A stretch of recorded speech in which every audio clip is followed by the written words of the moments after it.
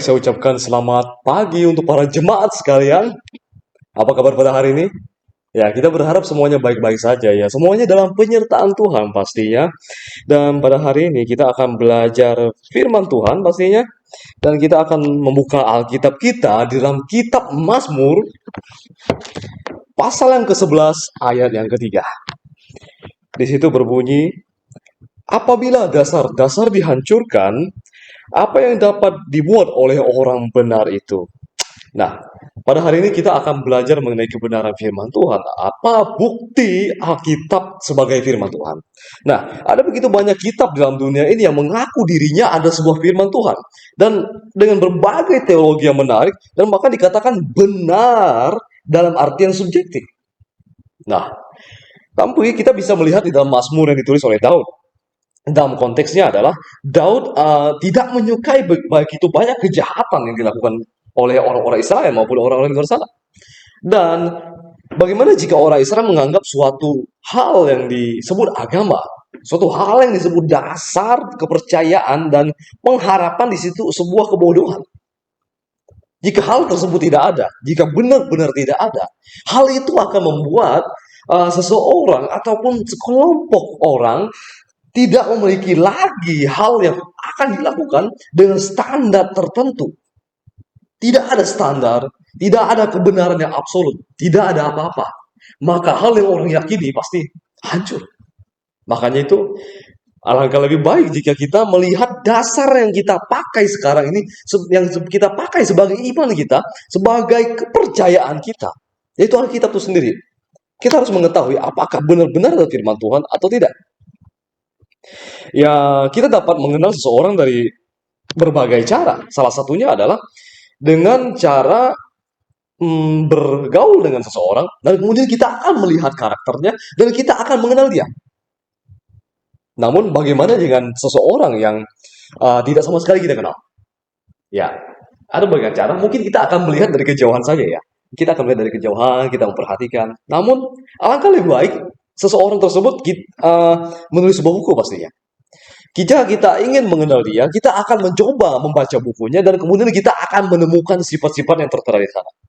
Tapi apa hubungan hal ini dengan Alkitab?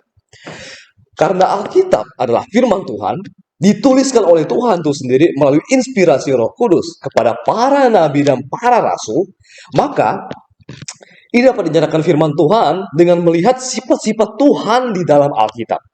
Nah, apa saja sifat Allah yang telah dibuktikan di dalam Alkitab kita ini?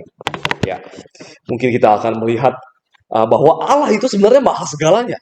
Ada begitu banyak sifat yang kita bisa coba relevansikan di dalam setiap firman Tuhan yang ada.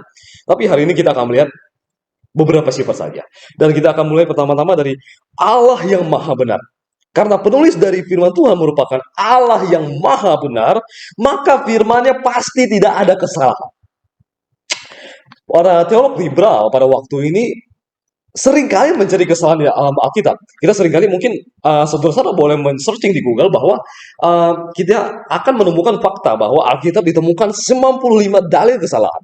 Maaf, 95.000 dalil kesalahan. Dan kemudian ada yang menyatakan berapa ribu lagi kesalahan. Dan saya pikir ini suatu hal yang cukup aneh ya. Karena jika kita melakukan perbandingan bahwa Alkitab yang sebenarnya tidak ada salah. Faktanya, jika kita mau lihat beberapa kasus, saya akan tarik beberapa kasus manuskrip. Dan jika kita melihat di dalam Matius pasal 8, mungkin ini kasus paling simpel ya. Matius pasal yang ke-8, ayat yang ke-25. Matius pasal 8 ayat 25 saya akan membacakan. Maka datanglah murid-muridnya membangunkan dia, katanya, Tuhan, tolonglah kita binasa. Nah, ini seruan murid-murid pada waktu mereka sedang menyeberangi sebuah danau dan kemudian danau tersebut terserap badai. Perahu mereka hampir tenggelam dan murid-murid membangunkan Yesus. Tuhan, tolong kita binasa. Nah, jika kita membandingkan di dalam Markus, nah ini merupakan Injil Sinoptik ya. Markus pasal keempat, ayat yang ke-38. Di situ bilang apa? Pada waktu itu Yesus sedang tidur di buritan sebuah tilam, maka murid-muridnya membangunkan dia dan berkata kepadanya, Guru, engkau tidak peduli kita binasa? Nah, oke, banyak orang mempermasalahkan ini kalau kenapa seruan di kitab Matius, Tuhan tolong kita binasa. Sedangkan di Markus, guru kau nggak peduli kita binasa. Nah, apakah Alkitab benar-benar salah dalam hal ini? Oh, tentu saja tidak. Kita tahu bahwa Rasul merupakan saksi dari Yesus Kristus. Dan mereka juga ada seorang manusia. Bayangkan saja di dalam sebuah perahu ada 12 murid dengan satu Yesus. Dan semua 12 ini bersorak bersamaan karena saking paniknya badai yang begitu besar. Tidakkah kita bisa memahami ini dengan logis bahwa tidak hanya satu orang yang teriak, semuanya diam-diam, kemudian hanya si Matius yang teriak, Tuhan tolong kita binasa. Ya secara logis tidak ya, sama sekali tidak. Bahwa ini sama sekali bukan kesalahan, bahkan ini sebuah kebenaran. Bahwa tidak hanya satu orang yang berteriak di situ, tetapi ada lebih banyak orang. Ini adalah seruan Matius bahwa tolong kita binasa. Tapi seruan dari Markus adalah, guru, engkau tidak peduli kita binasa. Ini satu kebenarannya. Dan kemudian perbandingan lagi di dalam Ezra pasal 2 ayat yang kelima. Ezra pasal 2 ayat kelima kita lihat.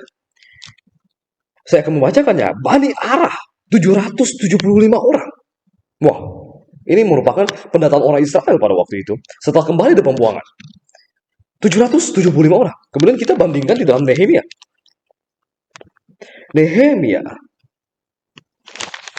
Nehemia pasal yang ke-7. Kita lihat ya, dalam Nehemia. Nehemia pasal yang ke-7, ayat yang ke-10. Nah, ayat yang ke-10 dikatakan di situ, Bani Arah 652 orang. Wah, secara angka ada beda. Kenapa bisa beda?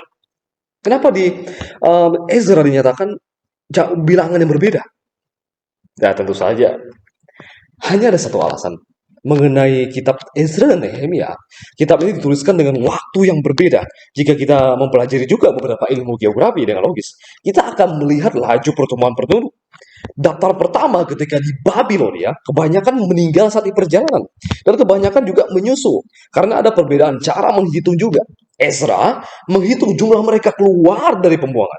Namun Nehemia sebaliknya, daftar miliknya disimpan di bait Allah. Itu dalam Nehemia pasal 7 ayat 5. Nehemia bertindak menambah dan mengurangi jumlah penduduk dapat dibandingkan di dalam Nehemia pasal 1 ayat yang ke-11. Tidak, pasal 11 ayat 1. Terdapat hubungan juga dengan Tawarik pasal 9 ayat 2 sampai 17. Nah, ini juga merupakan hal-hal yang perlu diketahui setiap orang Kristen bahwa ini adalah dasar kita untuk percaya. Bagaimana jika Tuhan yang Maha Benar mengfirmankan firman yang nggak benar? Tentu kita dapat mempercayainya. Tidak, kita tidak akan mempercaya. Sama sekali tidak. Dan hal apa saja yang kita bisa lihat lagi di dalam Alkitab kita ini? Kita akan menemukan juga bahwa kita memiliki Allah yang Maha Suci di sini. Allah yang Maha Suci. Allah yang Maha Suci pasti mengajarkan hal-hal yang bermoral, hal-hal yang mengajarkan kebajikan, hal-hal yang baik dengan tindakan. Dia akan menjadi standar, menjadi teladan bagi setiap orang yang mengimaninya. Nah, tapi dari mana kita tahu bahwa Alkitab ini mengajarkan sebuah standar moral yang baik dari Allah yang Maha Suci? Jadi kita membuka Alkitab kita di dalam Matius pasal yang kelima. Matius pasal yang kelima ayat yang keempat. Matius pasal 5 ayat 44 dikatakan di sini, tetapi aku berkata kepadamu, kasihilah musuhmu dan berdoalah bagi yang menganiaya kamu. Oh, bagaimana jika kita tanya kepada natur alami kita, jujur-jujuran saja gitu. Misalnya ada orang yang mencurangi kita, ada yang berbuat jahat dengan kita. Tidak adakah keinginan kita untuk menjahati dia balik? Secara manusia. Pastinya ada rasa keinginan kesal kepada seseorang. Bahwa dia telah menjahati saya duluan, saya jahati balik dong. Ya kan? Itu sebuah hal normal. Tapi sayangnya tidak.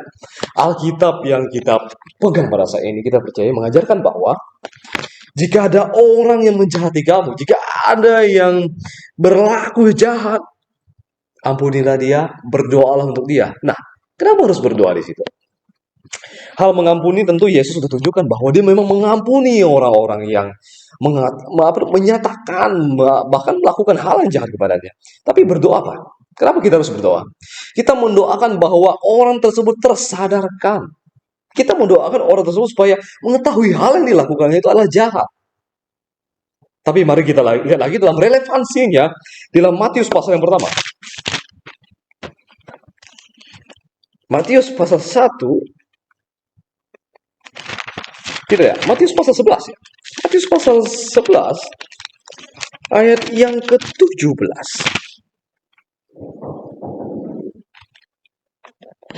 Tidak. Ya.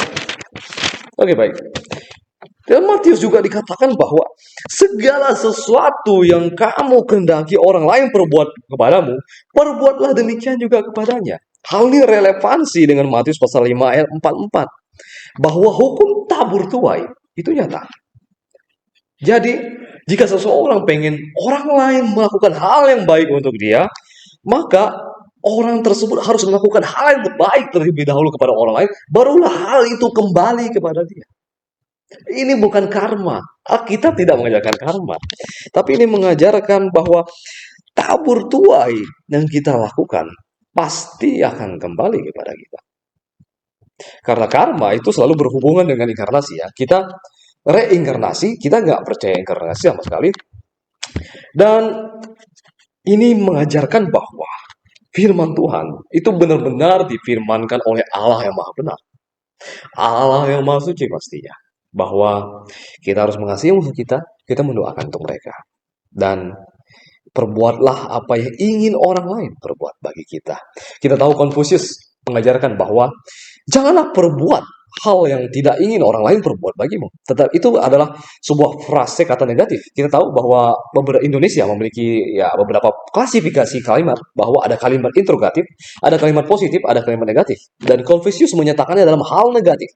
Ya itu baik, tentu saja itu baik. Tapi Alkitab, Yesus Kristus menyatakannya dalam bentuk kalimat positif. Nah, ini kebenaran bahwa Allah yang Maha Suci memfirmankan Alkitab. Dan masih ada banyak contoh lainnya, tapi kita akan menyatakan bahwa sifat-sifat Allah selanjutnya. Dan sifat-sifat apa selanjutnya? Selanjutnya adalah Allah yang Maha Tahu. Allah yang Maha Tahu pastinya memiliki pengetahuan yang luar biasa banyaknya. Pengetahuan yang dapat digambarkan. Pengetahuan yang begitu luas. Tidak dapat dibandingkan dengan apapun.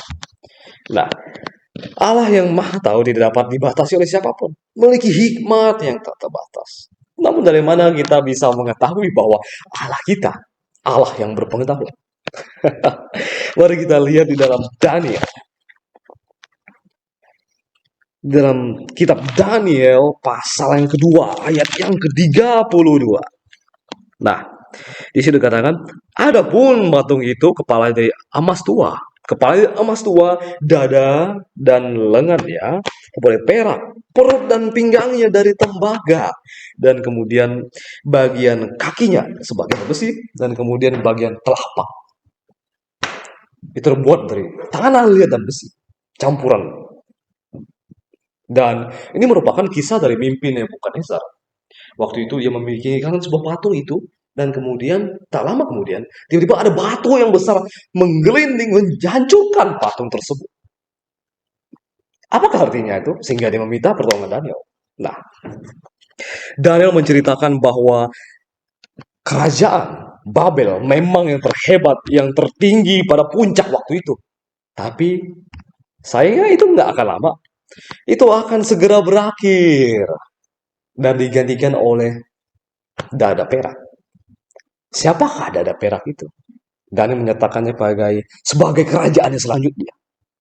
Nah, siapakah kerajaan yang selanjutnya? Dari fakta sejarah dan tulisan Alkitab, kita mengetahui bahwa Babel dilengserkan oleh media Persia. Media Persia menyingkirkan Babel, dan media Persia menjadi jaya pada waktu itu. Namun Daniel mengatakan, media Persia ini, si dada perak, tidak akan bertahan lama juga. Akan digantikan oleh perut tembaga dan pinggangnya. Luar biasa. Dan terus menerus hingga waktu itu Yerusalem dijajah oleh Romawi. Itu tercatat juga sejarah bahwa si kaki besi Romawi menguasai dunia.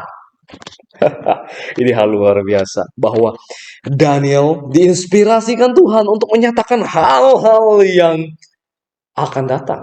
Bahkan sebelum hal itu terjadi. Dan ternyata dalam Alkitab juga ditulis bahwa kaki tanah liat yang bercampur besi ini belum tergenapi sama sekali. Dan zaman modern ini kita masih menantikan siapakah yang kaki besi ini, siapa yang bercampur tanah liat. Ini masih pertanyaan besar untuk kita. Dan yang pastinya batu yang mengelilingi belakangnya merupakan kerajaan Kristus yang akan menghancurkan semuanya. Bahwa kerajaan dunia yang berkuasa hanya tidak ada yang bertahan. Hanya kerajaan Allah yang bisa bertahan. Ini yang pengen dinyatakan oleh Tuhan. Menyatakan kebesarannya di hadapan semua orang. Inilah firman Tuhan. Dan kemudian kita bisa melihat juga Allah yang maha tahu seperti apa menyatakan dia firman-Nya. Kita lihat di dalam Lukas pasal yang kedua. Ayat 1 sampai 5. Lukas pasal 21 ayat 5 sampai 6 ya. Lukas 21 ayat 5 sampai 6. Kita lihat di sana. Ketika beberapa orang berbicara tentang bait Allah dan mengagumi bangunan yang dihiasi batu indah, berbagai barang-barang penggata. Baik ya Yesus, yang kamu lihat di situ tidak akan bertahan.